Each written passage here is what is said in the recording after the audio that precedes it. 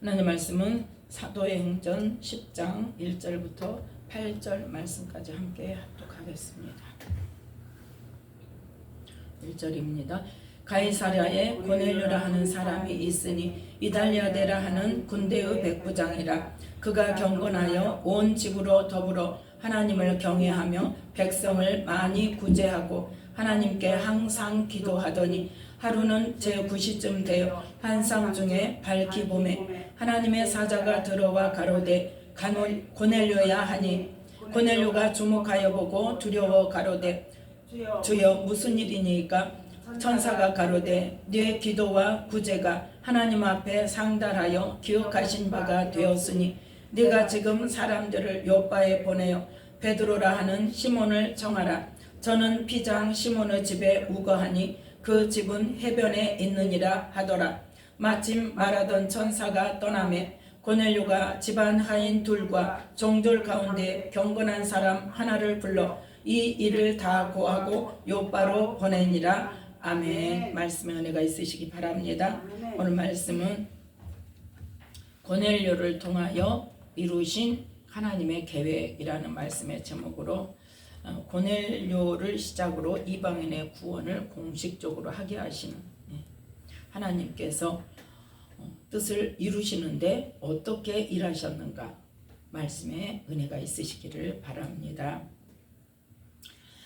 하나님께서 예수님을 이 땅에 보내시고 예수님의 사명, 죄사함의 그 사명, 십자가에서 죽으심으로 우리의 죄 문제를 담당하시고 그 다음에 이제 죽으시고 다시 부활하심으로 우리에게 뭘 약속하셨다? 우리의 부활을 약속하시고 우리가 새로운 피조물로 거듭나는 그러한 일들을 행하시고 그 다음에 예수님께서 이 부활하시고 나서 제자들에게 보이시고 이제 승천하시는 것까지 보이셨죠. 그래서 그 승천하실 때의 마지막 주신 사명이 뭐예요? 바로 사도행전 1장 8절에 함께 했습니다.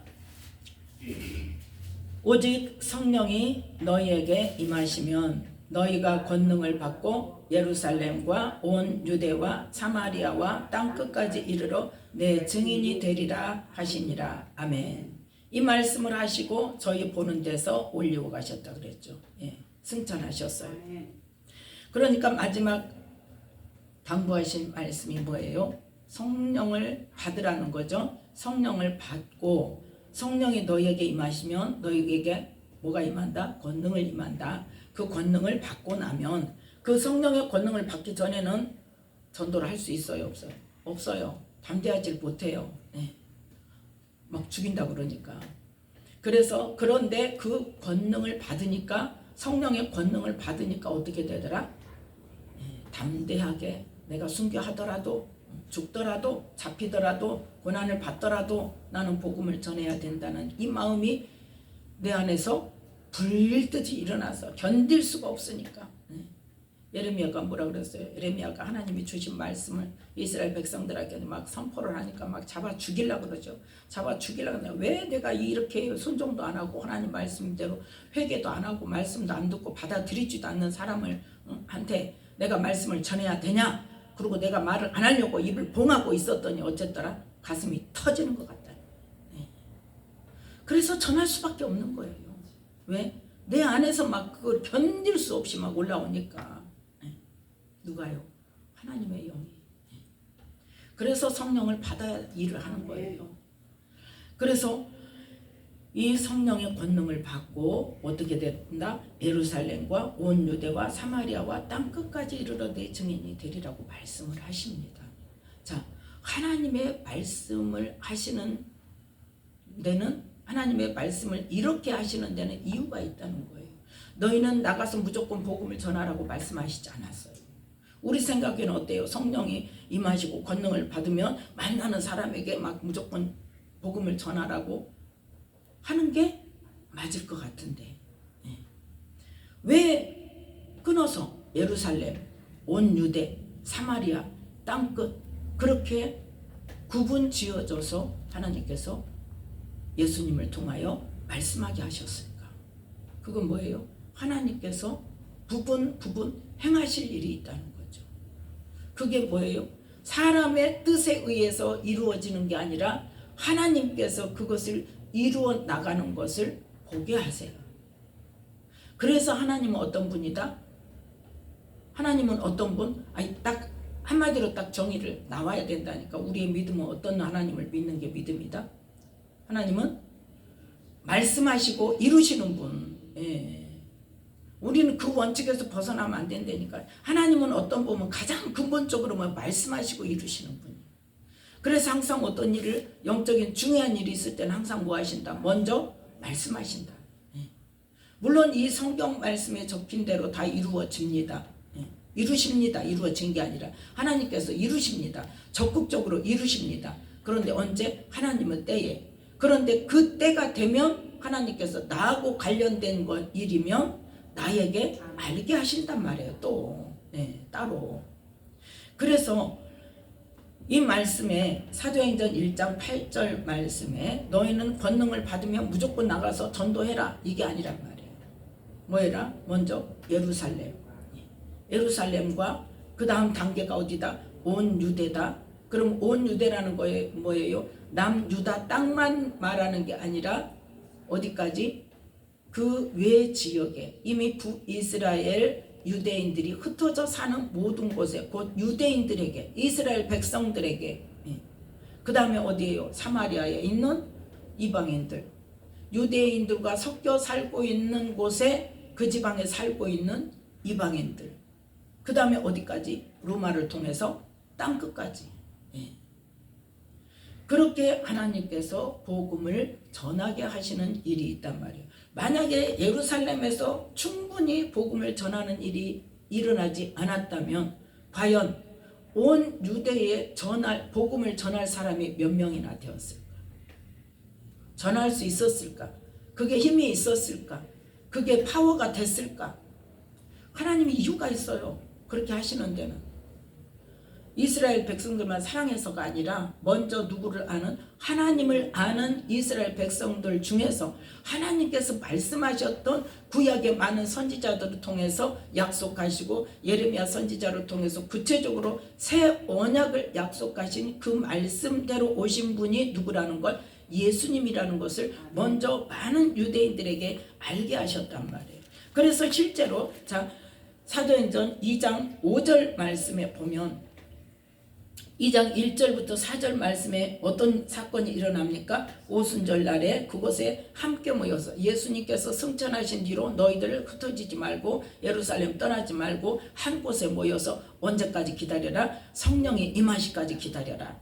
그래서 기다렸어요. 기다리다가 오순절 날이 이름에 그 한 곳에 모여서 기도하던 사람들에게 성령의 권능이 임했습니다. 그래서 성령의 충만함을 받고 4절 말씀 함께 읽습니다. 저희가 다 성령의 충만함을 받고 성령이 말하게 하심을 따라 다른 방언으로 말하기를 시작하니라. 아멘. 그래서 이 사도행전 2장 5절부터 6장 7절 말씀까지는 이 사도들이 성령으로 충만함을 받고, 사도들 뿐입니까? 그곳에 앉았던 몇 명? 120명. 500명이 예수님의 부활을 봤죠. 그런데 마가다락방에 모여서 기도했던 사람 몇 명이었더라? 120명이었더라. 그 120명이 열흘 동안 떠나지 않고 밤낮으로 오직 기도하는 일에 몰두해서 성령이 오시기까지 기도하고 있었더니 드디어 성령이 오셨어요.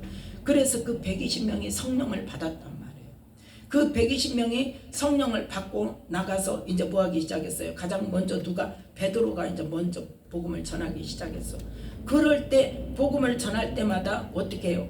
41절 말씀, 2장 41절 말씀. 2장 41절 말씀.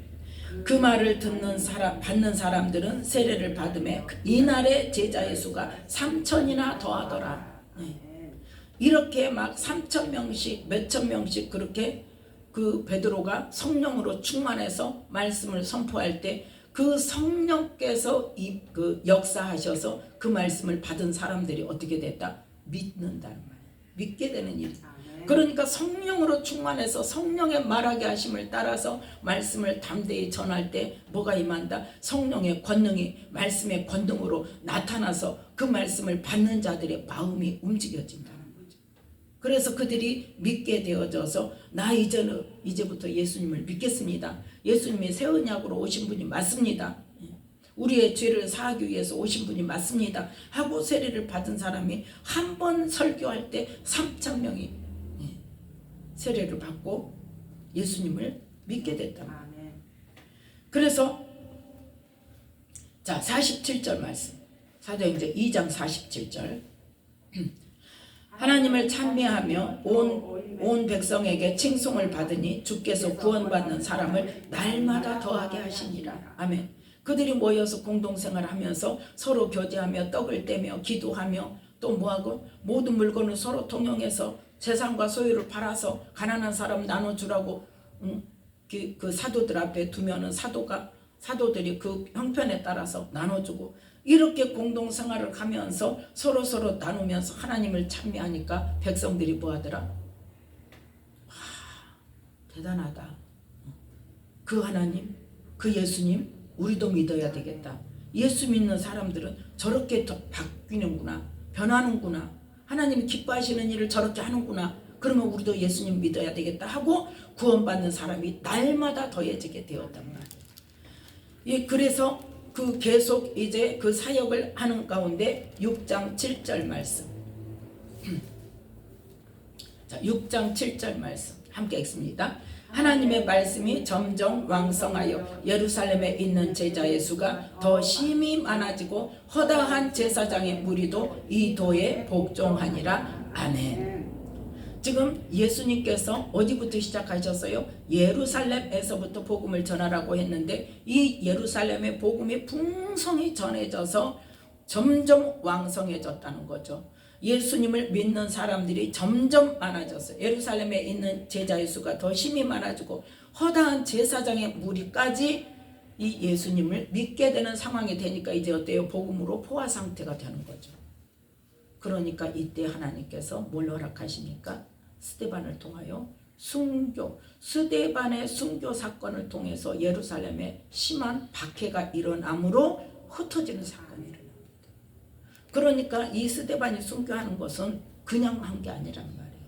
순교 사건을 통해서 뭐가 일어나? 예루살렘에 그동안 찍소리 못하고 있었던 이 유대인들, 예수님을 믿지 않던 유대인들, 이 사람들이 뭐 어때요? 지금 스데반이 돌로 맞아 죽었는데, 돌로 막 쳤는데 그냥 죽고 말았어. 그러니까 어때? 이것들이 하고 이제 막 일어나는 거죠.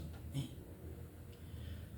그래서 그러면 우리 생각에는 스데반이 그렇게 믿음이 좋고 그렇게 담대하게 사람들 앞에서 복음을 전하는데 왜 하나님은 돌에 맞아서 그 사람을 죽게 만드냐? 스데반이 살아야지. 예수님이 보시는데 왜 안 살려주시냐? 믿음이 연약할 때는 그렇게 생각할 수밖에 없어요. 그런데 하나님께서는 지금 이 일을 통해서 무슨 일을 하세요? 예루살렘에서 온 유대로 흩어져서 복음 전하는 일을 시작하신단 말이에요. 그 일의 시작이에요, 이게. 그러니까 스데반이 죽은 것 같아서 우리의 인간의 생각으로는 그 사람 망했다 생각할지 모르지만 하나님은 지금 어떤 일에 쓰셨어요? 온 유대로 복음 전하는 문을 여는 것으로 하나님은 사용했단 말이에요. 그럼 그냥 하면 되지. 왜 꼭 스데반이 죽어야 되냐? 스데반이 죽기 전에는 핍박이 했어요? 안 했어요? 안 했어요. 그러니까 그냥 얼싸좋다 하고 이 예루살렘에 있는 예수 믿는 사람들이 우리 세상이다 하고 그냥 어때요? 신났죠. 그러면서 다른 지역으로 가려고 해요? 안 합니다. 예루살렘 안에서만 우리끼리 그냥 잘 먹고 잘 살고 우리끼리 서로 나누고 우리끼리 서로 통용하고 야 너도 믿어 너도 믿어 너도 믿으니까 와 좋다 이곳이 천국이다 이러고 있을 거 아니에요. 그러니까 다른 지역에 있는 유대인들한테 복음 전할 생각을 안 한다는 거죠. 근데 하나님의 뜻은 뭐다? 예루살렘에 충만한 복음이 전해지고 나서는 어디로 가야 된다? 온 유대로 흩어져야 돼. 이스라엘 모든 백성들이 사는 곳곳에 흩어져 사는 모든 곳에 복음을 전해야 되기 때문에 핍박이 일어나지 않으면 안 나가니까. 예. 핍박이 일어나지 않으니까 안 나갔잖아요, 실제로. 그래서 스데반의 사건을 통해서 그 예루살렘에 있는 그 정통 유대인들이, 예수님을 믿지 않는 유대인들이 이제 핍박을 한단 말이에요. 그 핍박을 통해서 어떤 일이 일어나더라? 자, 사도행전 8장 1절 말씀.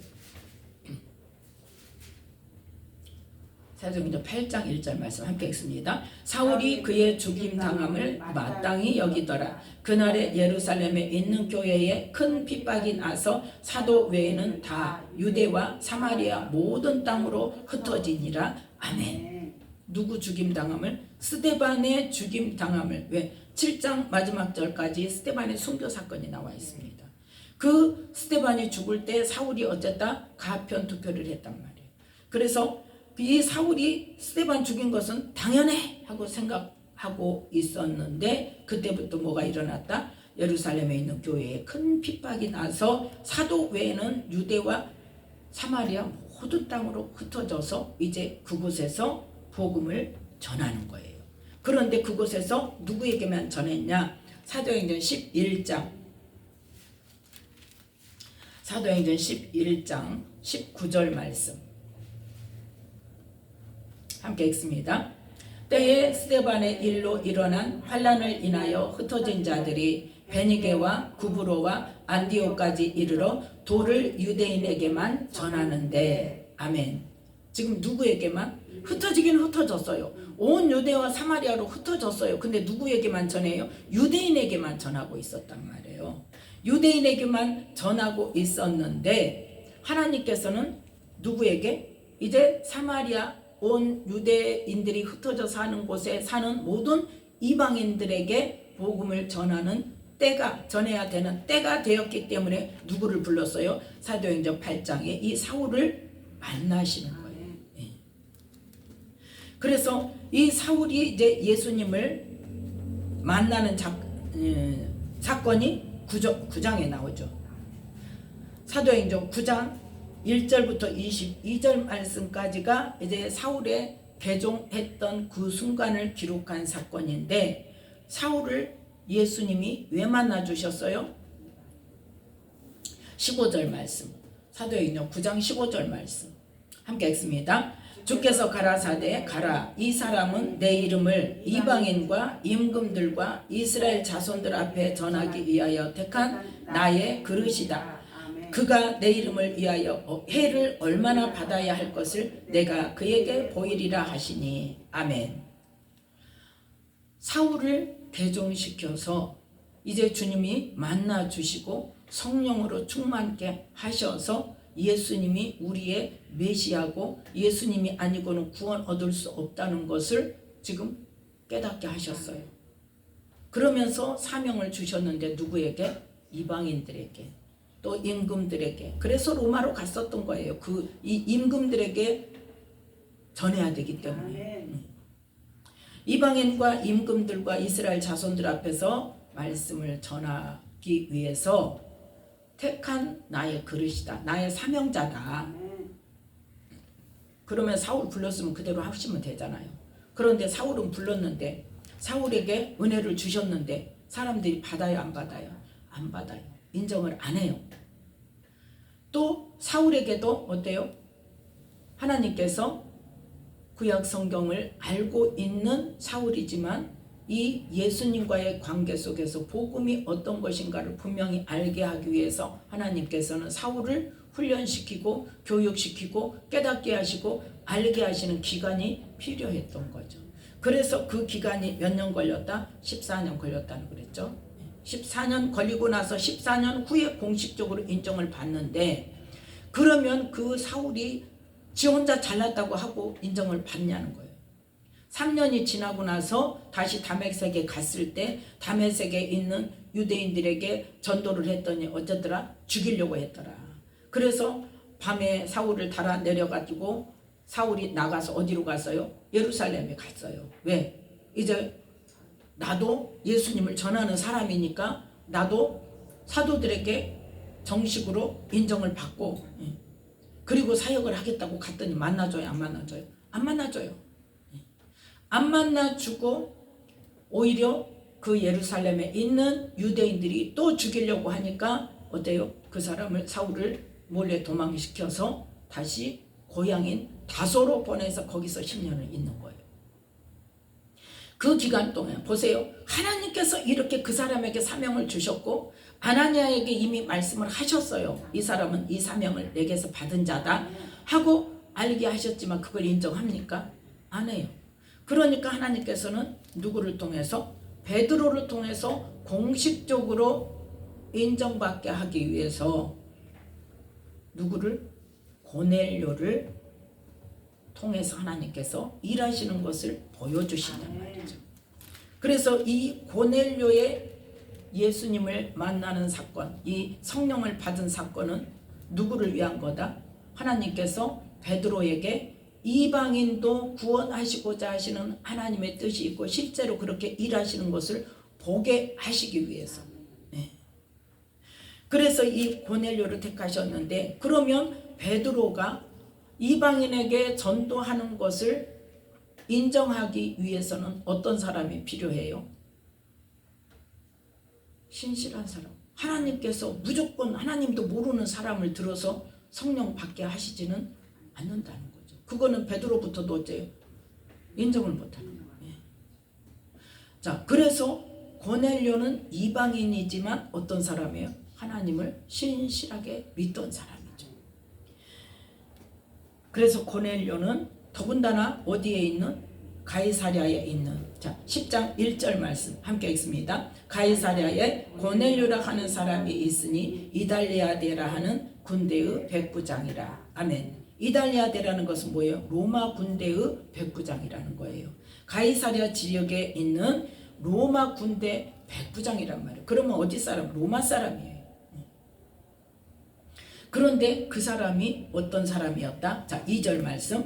그가 경건하여 온 집으로 더불어 하나님을 경외하며 백성을 많이 구제하고 하나님께 항상 기도하더니. 아멘. 그 사람 어떤 사람이다? 경건한 사람이다.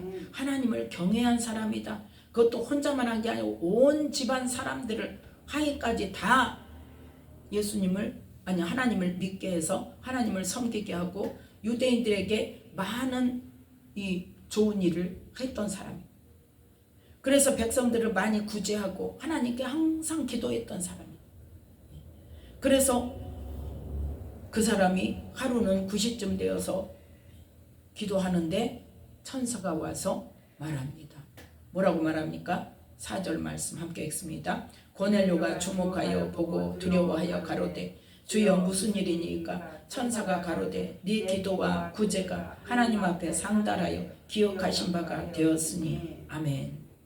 뭐가 상달됐다? 내 기도와 구제가. 네가 하나님을 얼마나 사랑하고 얼마나 경외하는지 하나님이 아신다가 아니란 말이에요. 이거 지금 우리가 생각하는 하나님 믿어요 막 교회 일 열심히 하고 막 열심을 내고 막 하는 것이 중요한 게 아니라 뭐가 중요하다? 내가 어떤 마음으로 평소에 하나님을 섬기는가가 중요해요.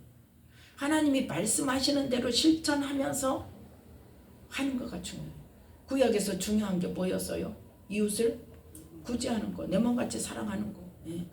가난한 사람 구제하는 거. 가난한 사람 구제하는 것으로 너에게 복을 주겠다고 말씀하셨거든요. 그래서 하나님께서 가난한 사람 구제하는 것을 가장 기뻐하시는 일이기 때문에 이 고넬료라는 사람은 이방인이지만 하나님을 섬기고 나를 위해서 기도하는 게 아니라 그 하나님의 뜻을 이루기 위해서 기도하면서 하나님의 뜻을 이루기 위해서 구제하는 일에 힘쓴 사람이었다. 그래서 하나님께서 그거를 기억하셔서 야 그런데 구원은 뭐가 아니면 안 돼? 이제는 예수님을 믿지 않으면 예수님을 통하지 않으면 안 된단 말이에요. 예수님이 오시기 전에는 하나님께 뭐 하면 됐어요? 죄 문제를 통해서 죄사함을 얻기 위해서 제사를 지내면 됐어요. 제사를 지내면 됐어요. 속죄제. 그런데 이제는 예수님이 오시고 나서는 하나님이 뭘 정하셨어요? 예수님을 통하지 않고는 구원이 없다고 말씀하셨단 말이에요. 그래서 이 예수님을 통하지 않고는 구원을 받을 수 없기 때문에 사도행전 4장 12절 말씀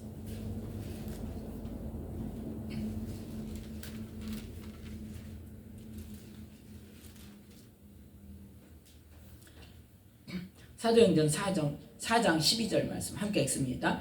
다른 이로서는 구원을 얻을 수 없나니 천하 인간의 구원을 얻을 만한 다른 이름을 우리에게 주신 일이 없음이니라 하였더라. 아멘. 왜 예수님 아니면 안 됩니까?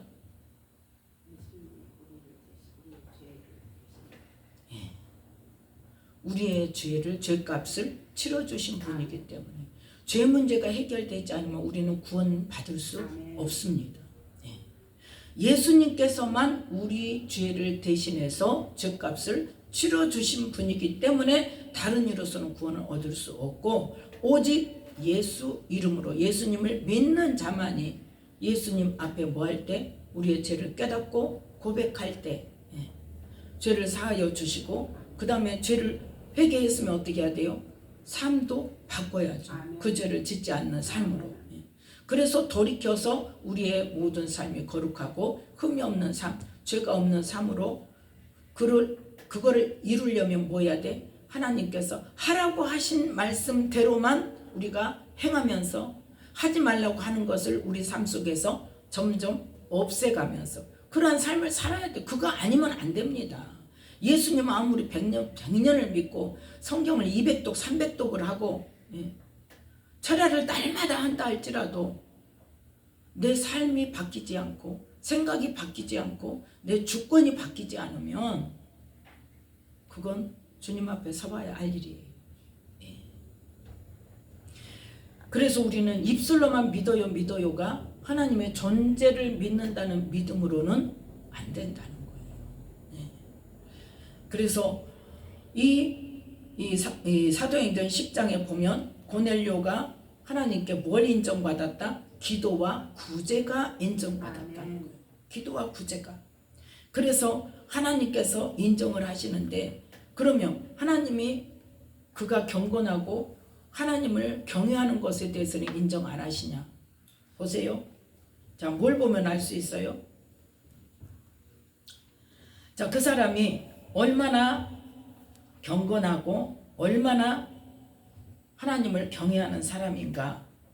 첫 번째는 22절에 보면 22절 사도행전 10장 22절 함께 읽습니다. 저희가 대답하되 백부장 고넬료는 의인이요 하나님을 경외하는 자라 유대 온 족속이 칭찬하더니. 아멘. 지금 누가 말하고 있어요? 심부름 간 하인과 부하가 지금 베드로에게 말하고 있어요.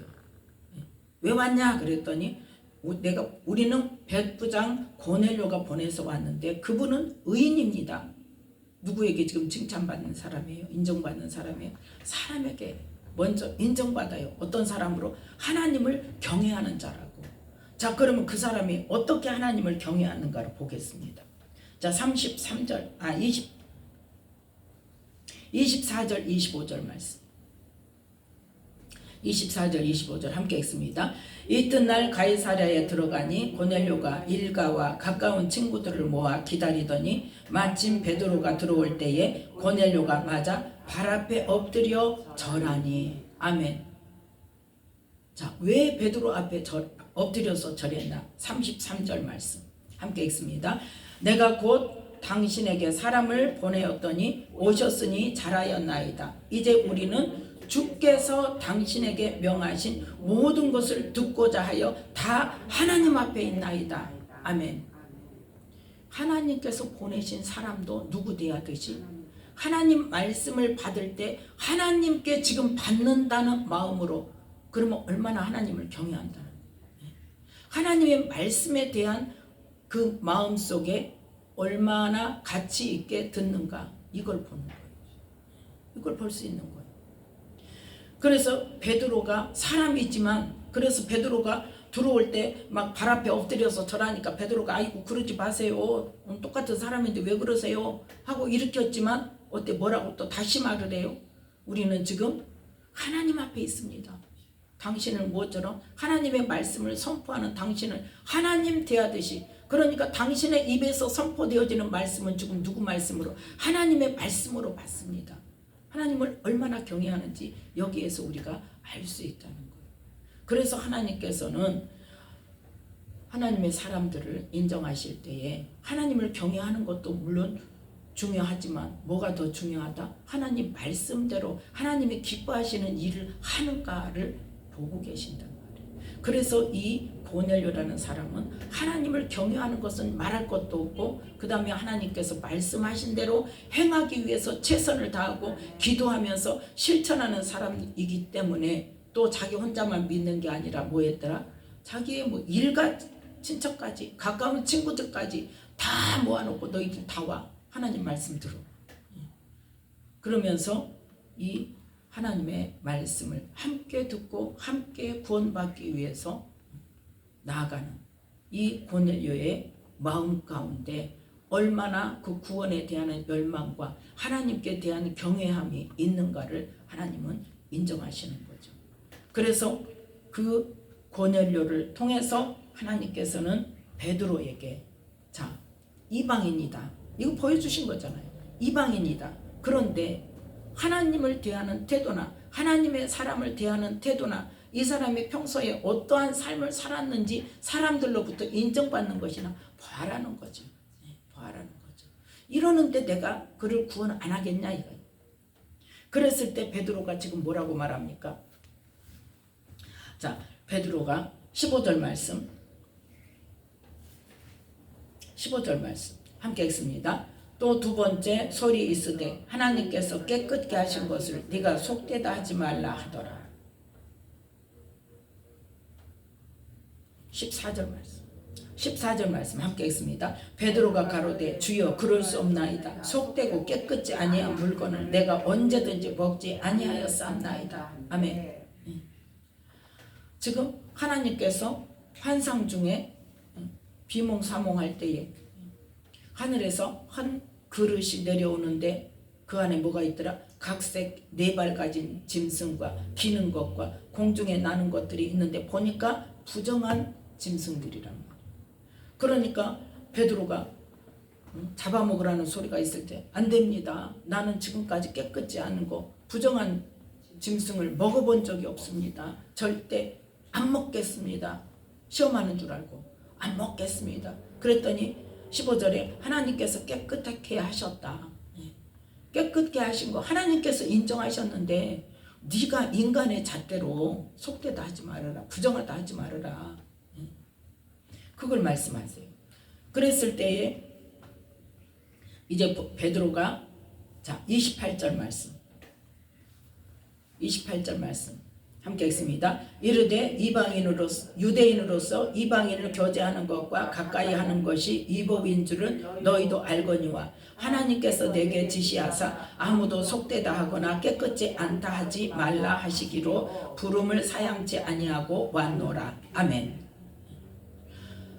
지금 그 환상을 보고 나서 누가 왔어요? 베드로가, 아니 고넬료가 보낸 사람들이 왔어요. 그때 성령께서 야 의심치 말고 함께 가. 내가 이거 보여줬잖아. 가. 내가 보냈어. 하고 고넬료 집에를 갔더니 고넬료가 베드로를 맞이하니까 이제 그걸 분명하게 베드로가 말하는 거예요. 나는 원래는 여기를 올 수 없는 사람이야. 유대인은 이방인을 교제하는 것이 안 돼. 위법이야 그건. 그런데 하나님께서 말씀하시니까 왔어. 하나님 말씀에 순종했어. 그런데 실제로 이 일로 예루살렘에 가서 말이 됐어요, 안 됐어요? 말이 됐어요. 자, 11장 2절 3절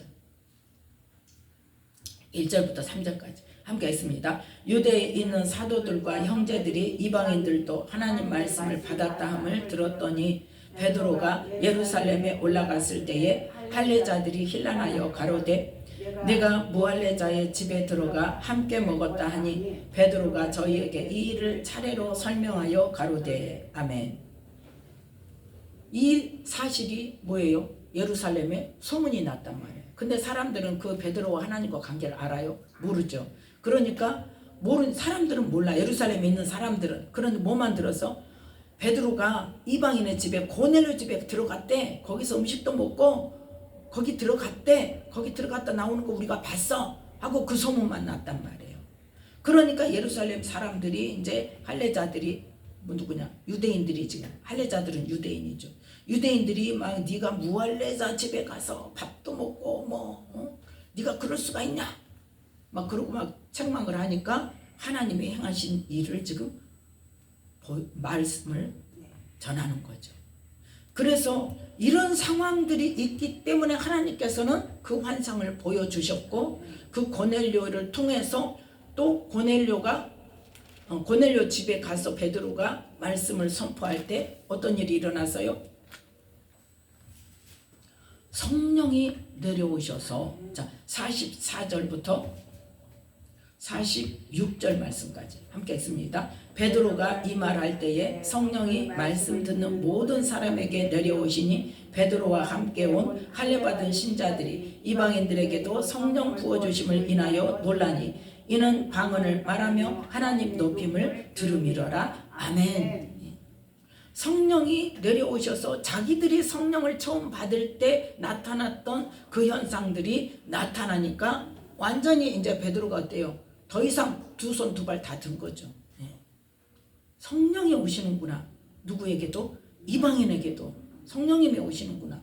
그래서 자 35절 말씀 34절 35절 함께 읽습니다. 베드로가 입을 열어 가로되 내가 참으로 하나님은 사람의 외모를 취하지 아니하시고 각 나라 중 하나님을 경외하며 의를 행하는 사람은 하나님이 받으시는 줄 깨달았도다. 아멘. 이건 지금 설교를 시작할 때 가는 말입니다. 내가 참으로 하나님은 사람의 외모를 취하지 않는다는 건 뭐예요? 유대인이라는 그거, 하나님의 백성이라는 그 할례자라는 것 때문에 하나님과의 관계가 있다는 것을 하나님께서는 어쩐다? 그게 중요한 게 아니라는 것을. 그걸 중요하게 여기시지 않는다. 할례자냐 무할례자냐가 중요한 게 아니라는 것을 이제 베드로가 깨달았다는 거예요. 그래서 보니까 어쨌다? 하나님을 경외하는 사람, 그 사람이 하나님을 얼마나 경외하든지 이 34절 말씀에 보면 어때요? 당신에게 명하신 모든 것을 듣고자 하여 우리가 다 하나님 앞에 있나이다. 하나님을 대하듯이 베드로를 맞이하고 또 데리러 왔을 때 종졸들 부하가 뭐라고 말해? 그는 의인입니다. 그는 하나님을 경외하는 사람입니다. 유대 사람이 칭찬한다는 것을 말해요. 유대 사람이. 유대 온 족속이 칭찬합니다. 그건 뭐예요? 유대인들을 그만큼 구제하고 도와줬다는 거예요. 그래서 그 말들을 다 듣고 나니까 아 이래서 하나님께서 보내주셨구나 하고 깨닫고 이제 입을 열어서 뭐라 하나님은 사람의 외모를 취하지 아니하시고 각 나라 중에서 이방인이라 할지라도 하나님을 경외하며 의를 행하는 사람은 하나님께서 받으시고 이제는 뭐예요? 예수님이 아니고는 구원을 받을 수 없으니까 하나님만 믿어서는 안 되니까 하나님께서 누구를 전하게 하셔서 예수님을 전하게 하셔서 이 사람을 구원하시는구나 하고 복음을 전했다는 거예요. 그래서 전한 복음이 뭡니까? 죄사함의 복음을 전하셨어요. 그래서 43절에도 보니까 다 그 이름을 힘입어 죄사함을 받는다 하였느니라. 그래서 죄사함의 문제를 깨닫고 예수님을 믿게 되니까 예수님을 믿는 그 순간에 성령이 그 말씀 듣는 모든 사람에게 내려오셔서 방언도 하고 하나님 높이는 그러한 놀라운 일들이 일어났을 때에 자 47절 48절 함께 읽습니다. 이에 베드로가 가로되 이 사람들이 우리와 같이 성령을 받았으니 누가 능히 물로 세례 줌을 금하리요 하고 명하여 예수 그리스도의 이름으로 세례를 주라 하니라. 저희가 베드로에게 수일 더 유하기를 청하니라. 아멘. 그러니까 며칠 동안 더 거기에 있었다는 이야기죠. 그래서 가장 사도들 중에 수장인 베드로에게 하나님께서 고넬료를 통해서 이방인에게도 하나님께서는 구원의 복음을 전하기를 원하신다는 것, 그리고 실제로 그렇게 하나님께서 하신다는 것을 깨닫게 하시고 그걸 뭐하게 하셔요? 이제 그 베드로의 마음을 바꾸신 거죠. 베드로의 마음을 바꾸시면서 이제 사도행전 11장 19절 20절에 보면 이 스데반의 일로 일어나서 그 환란으로 흩어진 복음을 전하는 예수님의 제자들이 어디에게?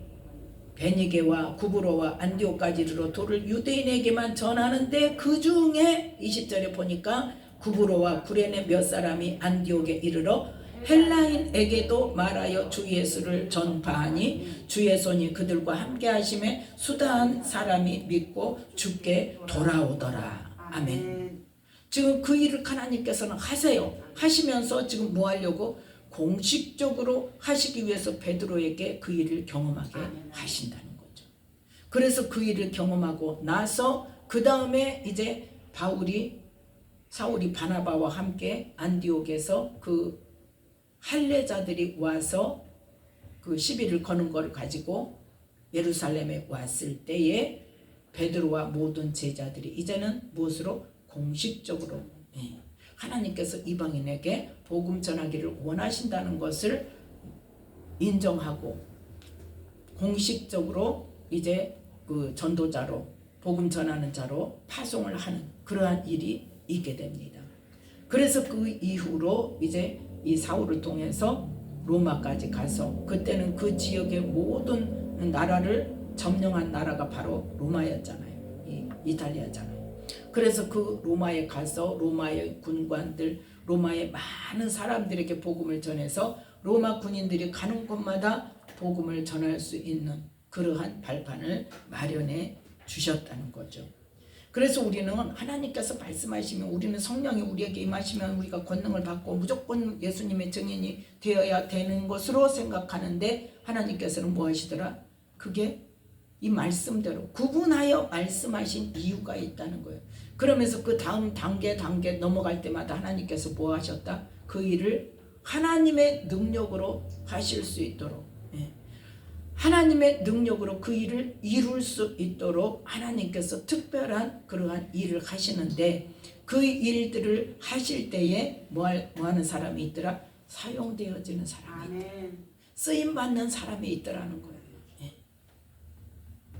그래서 그 쓰임받는 사람들은 다양하게 쓰임받습니다. 스데반은 무엇으로 쓰임받았어요? 순교하는 것으로 쓰임받았어요. 그런데 고넬료는 무엇으로 쓰임받았어요? 구원받는 것으로 쓰임받았어요. 성령이 임하는 것을 이방인이 성령 받고 그러니까 저기는 고넬료는 어때요? 좋은 일이 된 거죠. 그러면서도 하나님의 뜻을 이루고 하나님의 말씀을 이루는 통로로 쓰임받는 사람이 되었다는 거예요. 그래서 우리는 하나님께서는 말씀하시고 반드시 이루시는데 그 일들을 이루시는 데 있어서 뭐 하는 사람이 있다? 쓰시는 사람이 있다는 거예요. 그 일의 통로로 쓰시는 사람이 있어요. 그런데 그 통로로 쓰임받을 때 무조건 좋은 우리가 바라는 정말 잘 먹고 잘 사는 명예가 높아지고 지위가 높아지고 번영되고 이런 일로만 쓰임받지는 않는다는 것을 우리는 기억해야 됩니다. 스데반처럼 순교를 해야 될 일이 있을 수 있어요. 실제로 지금 시대에도 미종족 국가나 그 종족들에게 가서 순교 당하는 사람들도 있잖아요. 그런데 그 순교가 순교로 끝나지 않는다는 거죠. 그 다음 선교사가 갔을 때는 그 복음이 완전히 생명의 복음이 되어져서 그 부락 전체를 그 종족 전체를 구원시키는 일을 할 때가 많이 있다는 것을 우리는 간증을 통해 들을 수 있습니다. 그래서 우리는 하나님께서는 말씀하시면 반드시 그 말씀대로 이루시는데 그 통로로 사용하시고자 하실 때 우리가 뭐가 돼야 돼? 준비가 돼야 돼. 고넬료가 만약에 그렇게 하나님을 경외하고 기도와 구제로 하나님께 인정받지 않았다면 고넬료가 아닌 다른 그러한 상황에 되어진 사람을 사용했을 거예요. 그런데 고넬료는 성경에 이름이 나와서 자자손손 대대를 이어서 주님 오시는 그날까지 어디에 기록되어 있어? 성경에 기록되어 있어서 우리에게 어떻게 하나님을 경외하고 기도와 구제로 하나님께 인정받은 사람. 그렇게 우리는 기억되어지잖아요. 그러면 이왕이면 우리가 신앙생활을 하면서 하나님의 선한 일에 쓰임받는 통로가 되어야 되지 않겠어요? 그러려면 어떻게 해야 돼? 평소에 기도하고 준비가 되어져야 돼요. 그 일에 합당한 자로 준비가 되어져야 돼요. 준비되지 않으면 안 돼요. 그래서 우리는 고뇌를 통해서 하나님께서 계획을 이루신 것처럼 우리도 무언가 하나님의 선하신 일에 쓰임받는 통로로 사용되어지는 그런 사람이 되기 위해서 기도로 또 말씀으로 또 하나님의 선한 일을 행함으로 준비되어지는 저와 여러분이 되시기를 예수님의 이름으로 축복합니다. 기도하겠습니다. 하나님 아버지 감사합니다.